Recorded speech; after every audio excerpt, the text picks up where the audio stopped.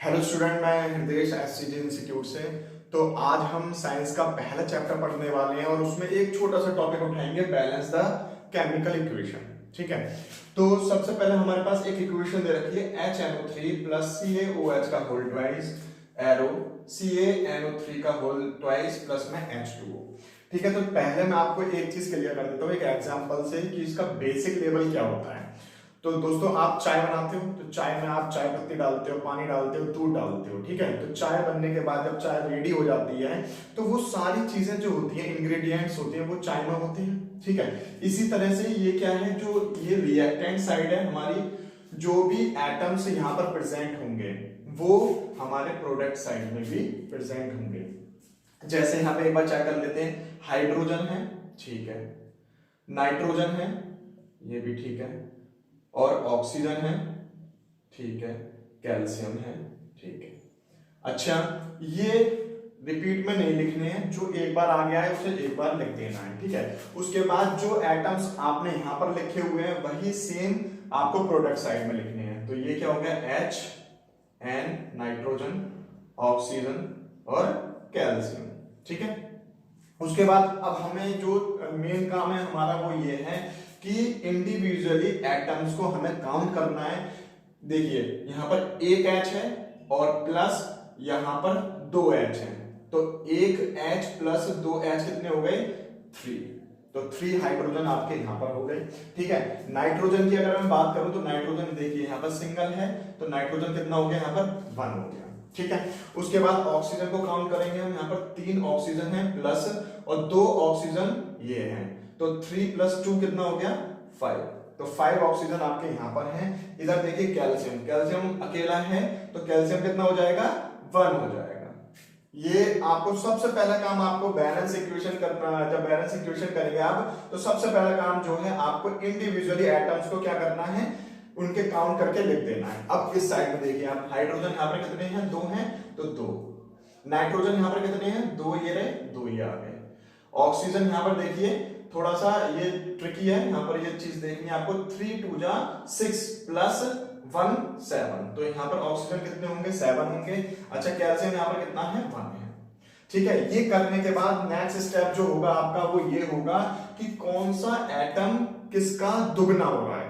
ठीक है, तो हाइड्रोजन में देखेंगे, हाइड्रोजन में 3 है, इधर 2 है, कोई भी कॉम्बिनेशन नहीं है। अच्छा, नाइट्रोजन में देखेंगे, नाइट्रोजन 1 है, यहाँ पर 2 है, तो नाइट्रोजन जो है इसका क्या हो रहा है, दुगना हो रहा है। तो जहां पर अब हमें बैलेंस करने के लिए क्या करना पड़ेगा, इस साइड में 2 से मल्टीप्लाई करनी पड़ेगी, तो ये 2 हो जाएगा। तो देखते हैं यहाँ पर नाइट्रोजन किस तरफ है, इस तरफ है, तो इसके आगे यहां नहीं करना है, इसके आगे करना है, 2 से मल्टीप्लाई कर देंगे तो हमारे पास क्या हो जाएगा, अब चीजें कुछ चेंज हो जाएंगी। जैसे हाइड्रोजन चेंज हो गया, ऑक्सीजन चेंज हो गया, तो हाइड्रोजन अब हमारे पास कितने हो जाएंगे, 2 ये हाइड्रोजन है प्लस में 2 ये हाइड्रोजन है, 2 + 2 कितना हो गया, 4 हो गया। इस बार यहां तो कोई चेंज हुआ ही नहीं है। ठीक है, अगली नेक्स्ट देखते हैं कि 2 नाइट्रोजन ये भी हैं और नाइट्रोजन नहीं है कहीं पर, तो ये 2 नाइट्रोजन हो गए। अच्छा, ऑक्सीजन चेक करते हैं, तो जब ये स्टोइकियोमेट्रिक कोएफिशिएंट कहलाता है, तो ये जो आगे दे रखा है और ये ऑक्सीजन के 3 एटम्स दे रखे हैं, इनकी क्या हो जाएगी, मल्टीप्लाई हो जाएगी, 2 × 3 = 6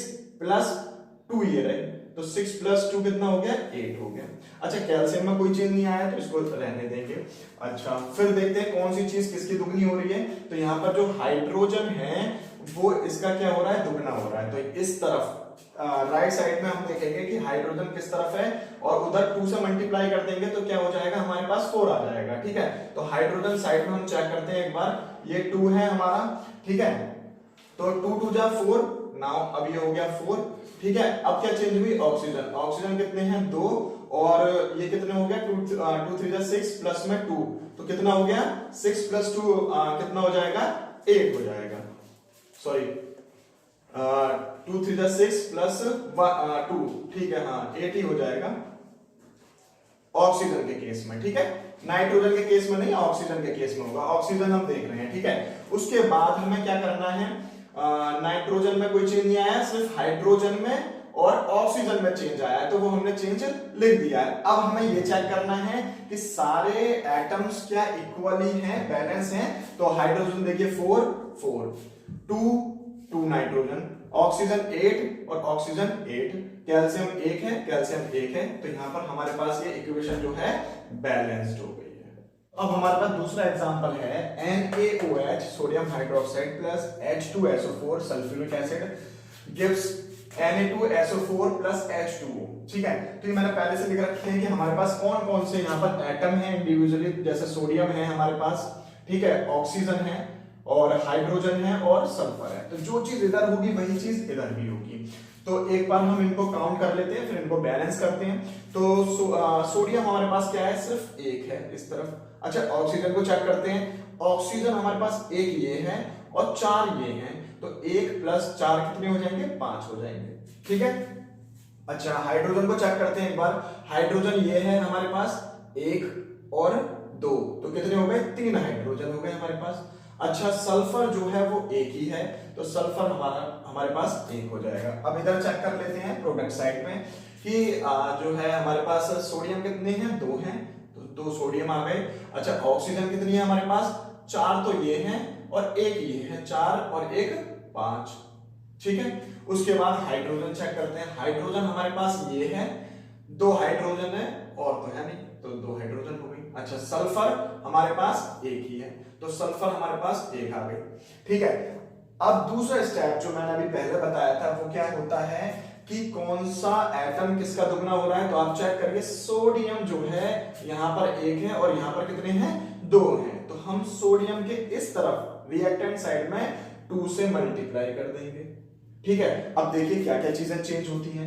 तो देखिए, सोडियम तो 2 हो गए, ठीक है।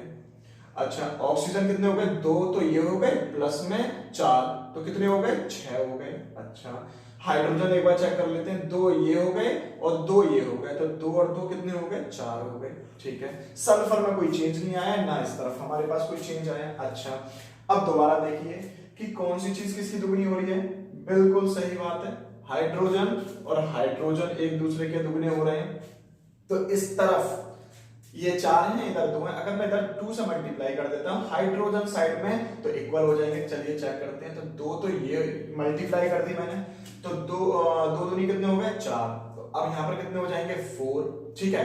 अच्छा, ऑक्सीजन भी चेंज होगी फिर, तो ऑक्सीजन अब यहां पर 5 है, तो यहां पर गिन लेते हैं। 4 तो ये थी और 2 और हो गए, तो ये कितने हो गए, 6।